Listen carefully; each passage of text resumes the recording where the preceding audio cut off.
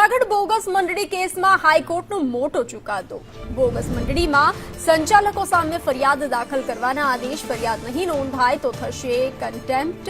આવી વાત હાઈકોર્ટની સામે આવી છે। બેંક અધિકારીઓ સામે પણ કાર્યવાહીની શક્યતા છે। મૃતકના નામે મંડળી ખોલનારા હવે ફસાયા છે। કાલસારી ગામના ખેડૂતોની જીત થઈ છે।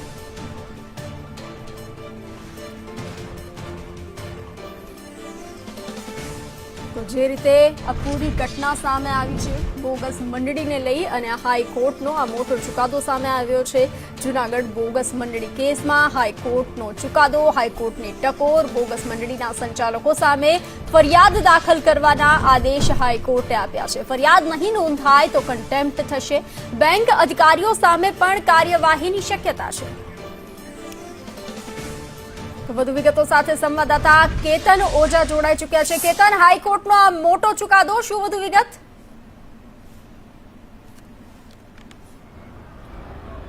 ચોક્કસ કે જે રીતે વિસાવદર પોલીસ સામે એફઆઈઆર નોંધવામાં માટેની અરજી કરવામાં આવી હતી, અરજીની સુનાવણી હાઈકોર્ટ દ્વારા કરવામાં આવી છે। ખાસ કરીને સોસાયટીના સભ્યો ન હોવા છતાં પણ જે લોકોના ઉપયોગ કરવામાં આવે છે તેને લઈને આ અરજી કરવામાં આવે છે।